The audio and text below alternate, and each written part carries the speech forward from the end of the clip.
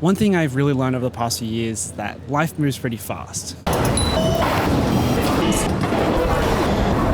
If you don't stop and look around once in a while, you might miss it. And oh man, I've been missing it. Burnout, it's setting in. Time off? I haven't seen that for months. Tasty snacks? Yeah, no, I still made sure to have some of those. It's clear that I need a change of scenery. A break, if you will. And I'm not just talking about something here in Sydney. But here's the issue, because what's a good story without a problem? I have never flown anywhere by myself. And as someone with anxiety, that's really scary. But to quote one of my favorite YouTubers, I believe that the only way to grow is by going out of your comfort zone. So I guess I just gotta do this. No looking back. But the real question is, where should I go? I've only got a weekend, so that means international travel is just out. Perth, is still a little bit too far. Adelaide, well, there's not actually that much there. Brisbane? Nah, actually, we don't talk about that. Ooh, wait, what about...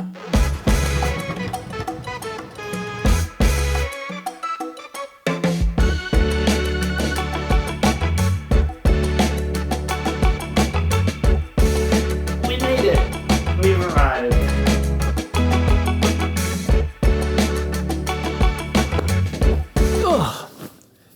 Well, we made it to our accommodation, but I think we should give you guys a tour because I want to make that a tradition of this channel. And also, can we just appreciate how nice the nails are? Did them last night, they're looking pretty fresh, but let's do a tour. This is the bedroom. Random closet with some drawers. The bathroom. Kitchen featuring some tasty little chockies. TV with movies and streaming, I assume. The sofa. The view, which is fairly nice. The rest of my first day was mostly just spent walking around, exploring the city a little bit, and then I actually ended up going to this hot chicken place for dinner that night. Got some very tasty mac and cheese as well. And despite the rain later, I still made a good evening of it all.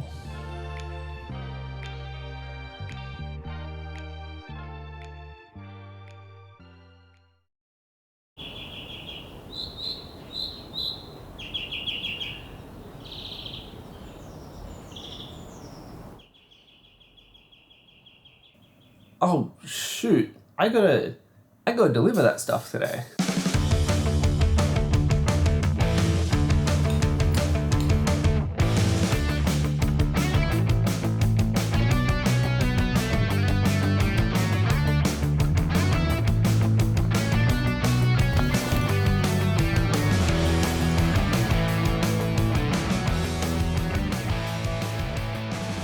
I am so sorry. I know. Guy, it's been like 3 months. What are you doing here? I thought about posting them and I was like, what if it gets lost in the post? And then I also couldn't be bothered to go to the post office. Catching a flight was easier, I see. So I have the goods. Yes, I'm so excited. We're gonna dev these. We are. And there might be photos. In the meantime, let's bring the camera closer. You wanna? Yeah, come on over. Oh, sorry, I forgot you guys can't move. What are we up to? Why am I know why I'm here, but what are we gonna do? Theoretically, we are going to attempt to walk around. I'm gonna try and take Sky to some spots that I think are kind of like everyone's introduction to shooting the city. So it's gonna be new to you, but cliche to most others. But we're gonna go right now because the rain is coming and I don't wanna Yeah. So sadly, there was a bit too much rain this day for us to actually explore the city properly. So we ended up going to the gallery, which was a really lovely, peaceful spot, and followed it up with a trip to the arcade. It's nice that Melbourne is still a city that you can enjoy, even if the weather is a little bit less than perfect. For lunch though, we went to this super cute Japanese restaurant that had some of the best food I've ever experienced, honestly. So this is a tofu katsu curry.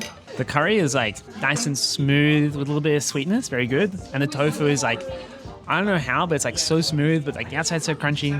This is good. I would give it like a 9.7. So I would rate the katsu sando like a 10 out of 10. I think the chicken's nice and smoky and crispy, and it's a little bit refreshing, and the bread is so soft. It's delicious. That evening, Tennille actually invited me to come along to a little gallery that had a show on. We followed that up with a little bit of photo booth time and some ice cream, which is a really nice way to finish out this day. Ice cream is pretty tasty too. So this was my last full day here in Melbourne. I was a little bit tired by this point and it was still raining a bit, but I still wanted to get out, enjoy a bit of tasty food with my friend and the other things the city still had to offer. I think I managed to do that, so hopefully you enjoy this little cozy day out that I had.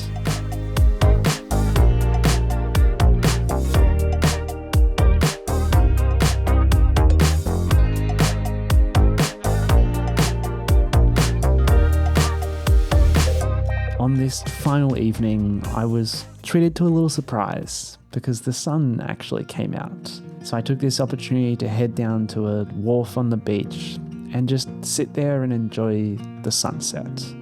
As I was kind of sitting there, I reflected on this trip and just realized how at peace I felt. Being here in this different city, free from distractions and worries of the world, it was kind of beautiful. This might be my last evening here, but I know this won't be my last trip. I'm keen to go travel the world now, and I'm looking forward to all the new adventures. But for now, I'm just going to enjoy this view.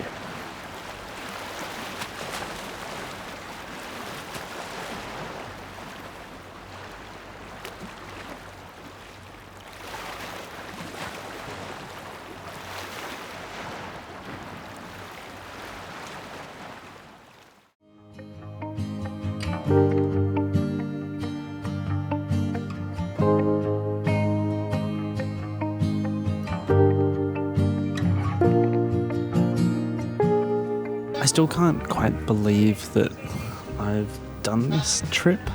A year ago, even a couple of months ago, I wouldn't imagine flying somewhere all by myself and just doing everything, not quite alone, but doing all the important travel parts alone. I was too busy letting my social anxiety get in the way of all of that. Even the fact that I'm sitting here filming in public, like that's kind of crazy. Like I wouldn't have done that a long time ago. I think the two biggest things I've learned from my first proper solo trip is sometimes you got to take a break in life. It was really nice to slow down and not have to think about work or shooting content really. Like I was kind of shooting content, but I wasn't trying to think about the next 6 videos that I was making. I think the other one is you got to make sure you're not holding yourself back, because if I hadn't done this trip, I might have, stayed in Australia the rest of my life. In all honesty, because I wouldn't have been too scared to go out and explore the world. Anyway, it's looking like it's time to board the plane and say goodbye. I'll see you guys next time.